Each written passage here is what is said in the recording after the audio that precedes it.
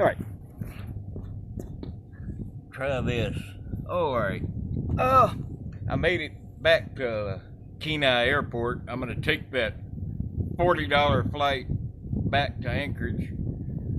Went and got some supplies. This one's actually new. It's dark roast.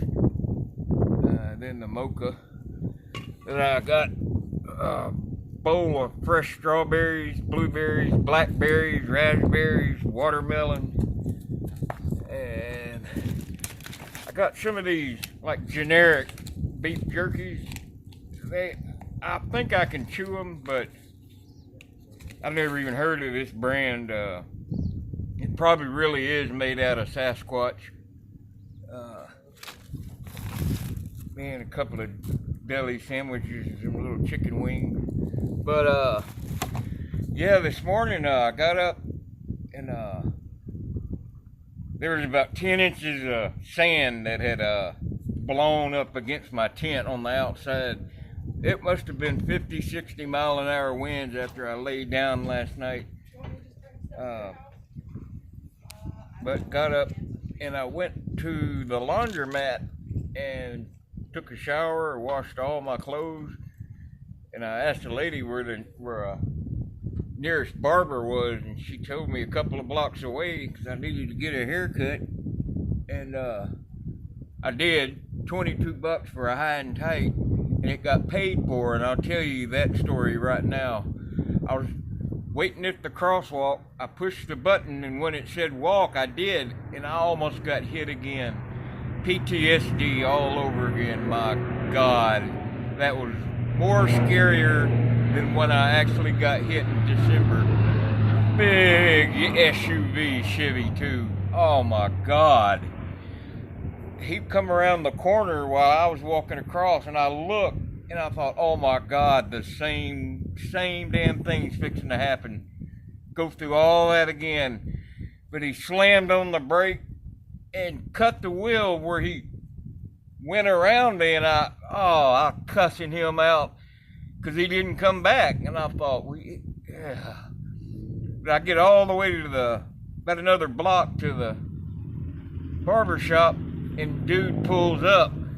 He gets out shaking. He's like, man, I swear to God, I didn't see you. The sun was in my eyes. Is there anything I can do for you? And I said, now, just maybe next time look both ways before you hit that accelerator. Man, I'm so sorry. Can I do anything? And I said, well, fixing to go in here and get a haircut. Well, let me pay for it. Let me pay for it. I said, all right, shoot. This guy really was sorry. But, I mean, sorry don't cut it after you done killed somebody. Tell that to a judge. But, I didn't get hurt. Just hurt me up in here. Oh God, to see that happen again. But I got a high and tight haircut out of the deal. It sure wasn't worth it. But yeah, I got a lot of stuff settled last night with Connor. I usually just try to talk one-on-one with him like he's really there. And sometimes I need that physical sense of him being there to deal with it. And I got a lot settled. I said a lot of stuff that I needed to. And of course it helps me up here. And I told him, as always, that I'll be back next year to see him. I brought him some little, they're bigger than Hot Wheels, but they're Caterpillar loaders and a road grader.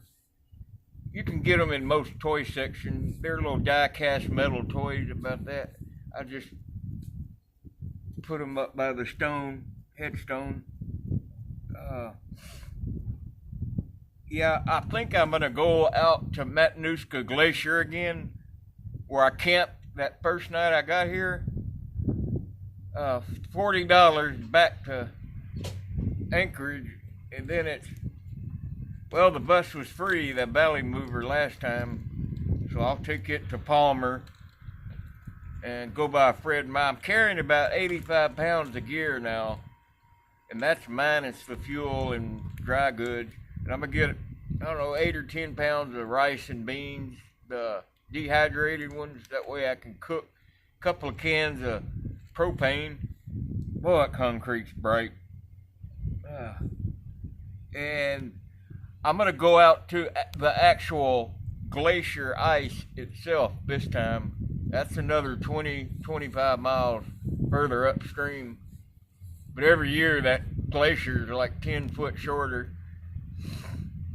I gotta stop at Fred Meyer and get some fuel and food.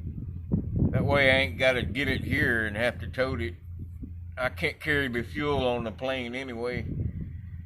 And I still got another 4-5 weeks that I could spend up here.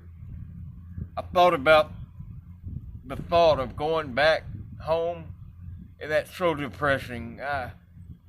Every time I think of that little apartment I have, I think about that hardship I had after I was hit in December.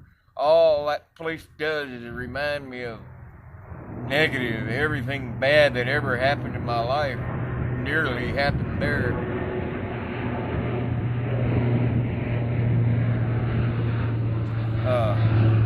I'm gonna stay up here as long as I can.